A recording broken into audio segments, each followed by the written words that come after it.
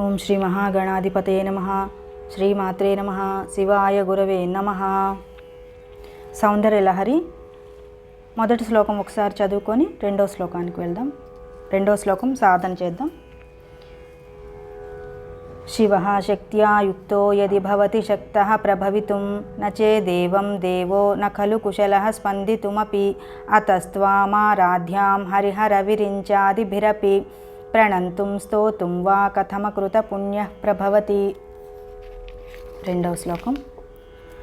తనీయాంసం పాంసుం తనీయాంసం పాంసుం తనీయాంసం పాంసుం తవ చరణ పంకేరుహ భవం తవ చరణ పంకేరుహ భవం తవ చరణ పంకేరుహ భవం. తనీయాంసం పాంసుం తవ చరణ పంకేరుహ భవం తనీయాంసం పాంసుం తవ చరణ పంకేరుహ భవం తనీయాంసం పాంసుం తవ చరణ పంకేరుహ భవం తనీయాంసం పాంసుం తవ చరణ పంకేరుహ భవం తనీయాంసం పాంసుం తవ చరణ పంకేరుహ భవం తనీయాంసం పాంసుం తవ చరణ పంకేరుహ భవం. విరించిః విరించిః సంచిన్వన్ సంచిన్వన్ విరించిః సంచిన్వన్ విరించిః సంచిన్వన్ విరచయతి లోకానవికలం విరచయతి లోకానవికలం విరచయతి లోకానవికలం.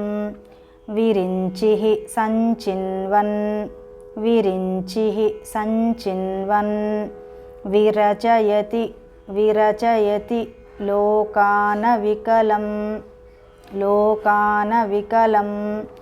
విరించిః సంచిన్వన్ విరచయతి లోకానవికలం విరించిః సంచిన్వన్ విరచయతి లోకానవికలం. విరించిః సంచిన్వన్ విరచయతి లోకానవికలం విరించిః సంచిన్వన్ విరచయతి లోకానవికలం. విరించిః సంచిన్వన్ విరచయతి లోకానవికలం విరించిః సంచిన్వన్ విరచయతి లోకానవికలం విరించిః సంచిన్వన్ విరచయతి లోకానవికలం. వహత్యేనం శౌరిః వహత్యేనం శౌరిః వహత్యేనం శౌరిః కథమపి సహస్రేణ శిరసాం కథమపి సహస్రేణ శిరసాం. వహత్యేనం శౌరిః కథమపి సహస్రేణ శిరసాం వహత్యేనం శౌరిః కథమపి సహస్రేణ శిరసాం వహత్యేనం శౌరిః కథమపి సహస్రేణ శిరసాం వహత్యేనం శౌరిః కథమపి సహస్రేణ శిరసాం వహత్యేనం శౌరిః కథమపి సహస్రేణ శిరసాం వహత్యేనం శౌరిః కథమపి సహస్రేణ శిరసాం వహత్యేనం శౌరిః కథమపి సహస్రేణ శిరసాం వహత్యేనం శౌరిః కథమపి సహస్రేణ శిరసాం వహత్యేనం శౌరిః కథమపి సహస్రేణ శిరసాం వహత్యేనం శౌరిః కథమపి సహస్రేణ శిరసాం వహత్యేనం శౌరిః కథమపి సహస్రేణ శిరసాం వహత్యేనం శౌరిః కథమపి సహస్రేణ శిరసాం हरः संक्षुद्यैनं हरः संक्षुद्यैनं हरः संक्षुद्यैनं हरः संक्षुद्यैनं भजति भजति भसितोद्धूलनविधिं भसितोद्धूलनविधिं भसितोद्धूलनविधिं हरः संक्षुद्यैनं भजति भसितोद्धूलनविधिं हरः संक्षुद्यैनं भजति भसितोद्धूलनविधिं हरः संक्षुद्यैनं भजति भसितोद्धूलनविधिं हरः संक्षुद्यैनं भजति भसितोद्धूलनविधिं हरः संक्षुद्यैनं भजति भसितोद्धूलनविधिं हरः संक्षुद्यैनं भजति भसितोद्धूलनविधिं हरः संक्षुद्यैनं भजति भसितोद्धूलनविधिं हरः संक्षुद्यैनं भजति भसितोद्धूलनविधिं हरः संक्षुद्यैनं भजति भसितोद्धूलनविधिं हरः संक्षुद्यैनं भजति भसितोद्धूलनविधिं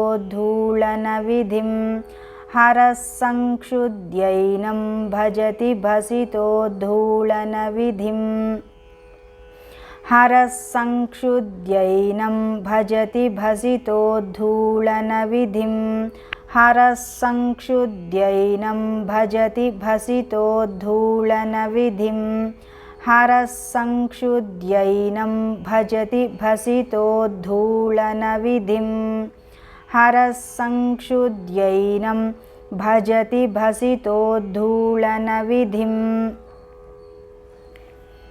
तनीयां सम्पांसुं तव चरणपङ्केरुहभवं तनीयां सम्पांसुं तव चरणपङ्केरुहभवं विरिञ्चिः सञ्चिन्वन् विरचयति लोकानविकलं विरिञ्चिः सञ्चिन्वन् विरचयति लोकानविकलं वहत्येनं शौरिः कथमपि सहस्रेण शिरसां वहत्येनं शौरिः कथमपि सहस्रेण शिरसां हरः संक्षुद्यैनं भजति भसितोद्धूलनविधिं हरः संक्षुद्यैनं भजति भसितोद्धूलनविधिं तनीयां सम्पांसुं तव चरणपङ्केरुहभवं तनीयां सम्पांसुं तव चरणपङ्केरुहभवं विरिञ्चिः सञ्चिन्वन् विरचयति लोकानविकलं विरिञ्चिः सञ्चिन्वन् विरचयति लोकानविकलं वहत्येनं शौरिः कथमपि सहस्रेण शिरसां वहत्येनं शौरिः कथमपि सहस्रेण शिरसां हरः संक्षुद्यैनं भजति भसितोद्धूलनविधिं हरः संक्षुद्यैनं भजति भसितोद्धूलनविधिं हरः संक्षुद्यैनं भजति भसितोद्धूलनविधिं तनीयां सम्पांसुं तव चरणपङ्केरुहभवं विरिञ्चिः सञ्चिन्वन् विरचयति लोकानविकलं वहत्येनं शौरिः कथमपि सहस्रेण शिरसां हरः संक्षुद्यैनं भजति भसितोद्धूलनविधिं तनीयां सम्पांसुं तव चरणपङ्केरुहभवं विरिञ्चिः सञ्चिन्वन् विरचयति लोकानविकलं वहत्येनं शौरिः कथमपि सहस्रेण शिरसां हरः संक्षुद्यैनं भजति भसितोद्धूलनविधिम् तनीयां सम्पांसुं तव चरणपङ्केरुहभवं विरिञ्चिः सञ्चिन्वन् विरचयति लोकानविकलं वहत्येनं शौरिः कथमपि सहस्रेण शिरसां हरः संक्षुद्यैनं भजति भसितोद्धूलनविधिम्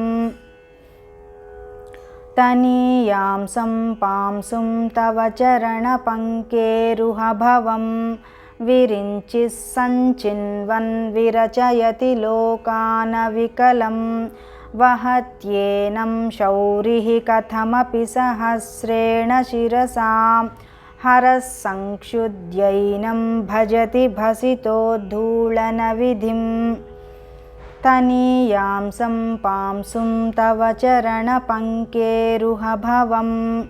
विरिञ्चिः सञ्चिन्वन् विरचयति लोकानविकलं वहत्येनं शौरिः कथमपि सहस्रेण शिरसां हरः संक्षुद्यैनं भजति भसितोद्धूलनविधिम् तनीयां सम्पांसुं तव चरणपङ्केरुहभवं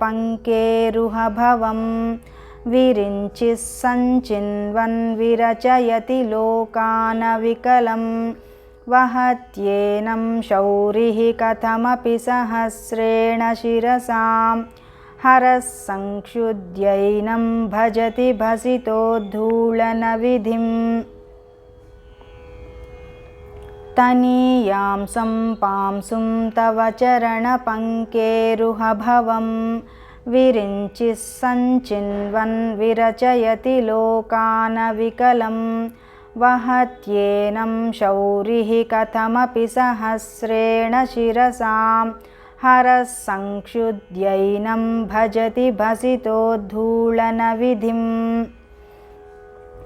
तनीयां सम्पांसुं तव चरणपङ्केरुहभवं विरिञ्चिः सञ्चिन्वन् विरचयति लोकानविकलं वहत्येनं शौरिः कथमपि सहस्रेण शिरसां हरः संक्षुद्यैनं भजति भसितोद्धूलनविधिम् तनीयां सम्पांसुं तव चरणपङ्केरुहभवं विरिञ्चिः सञ्चिन्वन् विरचयति लोकानविकलं वहत्येनं शौरिः कथमपि सहस्रेण शिरसां हरः संक्षुद्यैनं भजति भसितोद्धूलनविधिम् तनीयां सम्पांसुं तव चरणपङ्केरुहभवं विरिञ्चिः सञ्चिन्वन्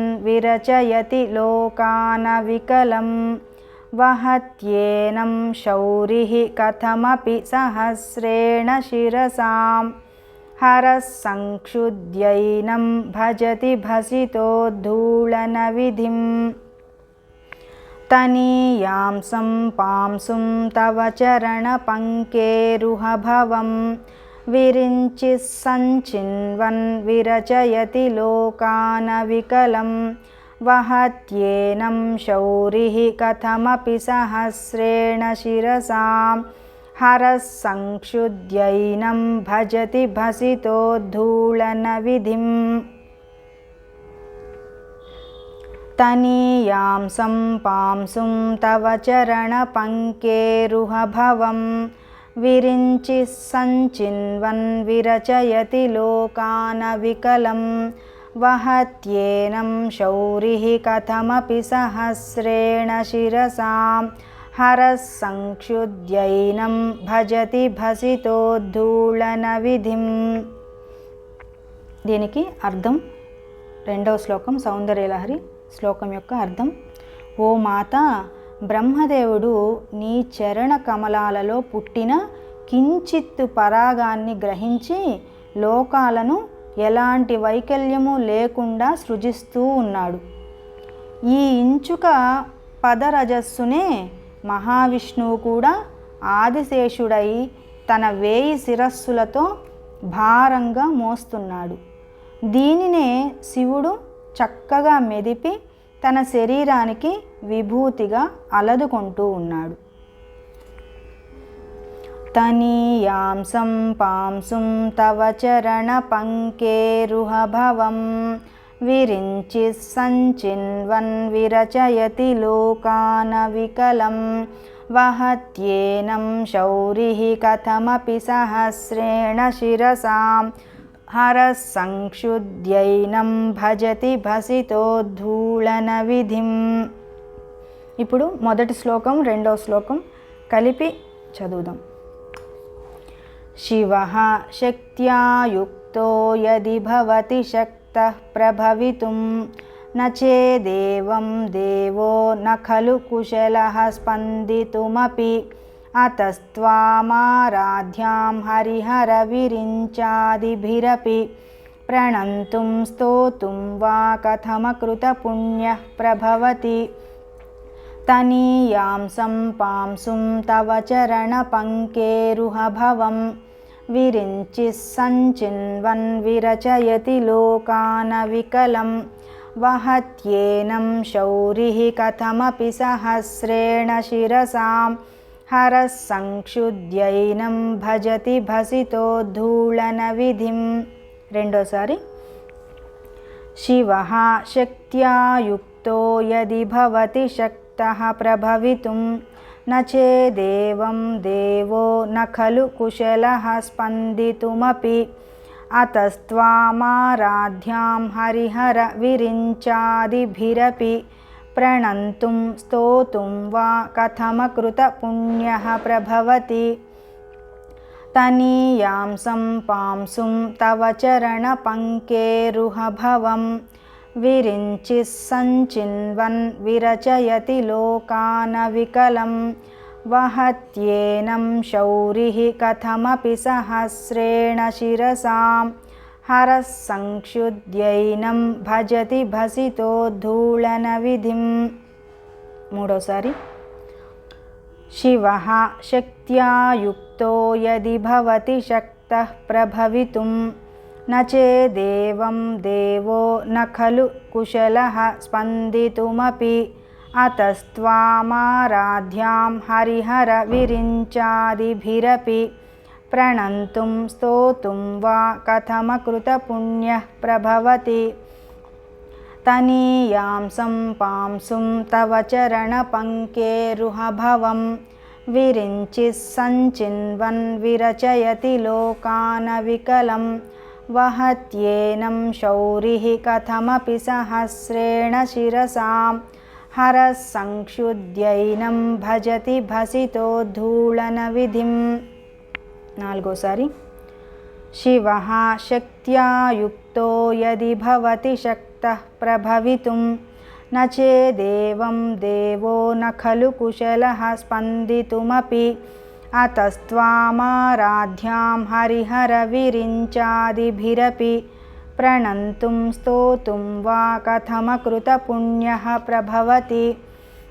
తనీయాంసం పాంసుం తవ చరణ పంకేరుహభవం విరించి సంచిన్వన్ విరచయతి లోకాన వికలం వహత్యేనం శౌరిః కథమపి సహస్రేణ శిరసాం హరః సంక్షుద్యైనం భజతి భసితోద్ధూళన విధిం.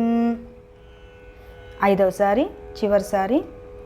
శివః శక్త్యా యుక్తో యది భవతి శక్తః ప్రభవితుం న చేదేవం దేవో న ఖలు కుశలః స్పందితుమపి అతస్త్వామారాధ్యాం హరిహర విరించాదిభిరపి ప్రణంతుం స్తోతుం వా కథమకృత పుణ్యః ప్రభవతి.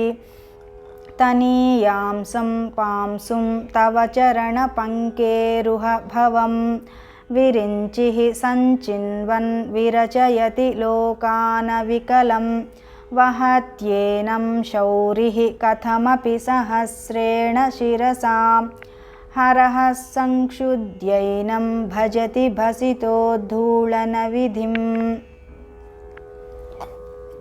అర్థం: ఓ మాత, బ్రహ్మదేవుడు నీ చరణ కమలాలలో పుట్టిన కించిత్తు పరాగాన్ని గ్రహించి లోకాలను ఎలాంటి వైకల్యము లేకుండా సృజిస్తూ ఉన్నాడు.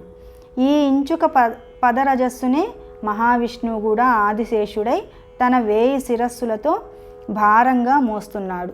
దానిని శివుడు చక్కగా మెదిపి తన శరీరానికి విభూతిగా అలదుకుంటూ ఉన్నాడు అనేది 2వ శ్లోకం యొక్క అర్థం.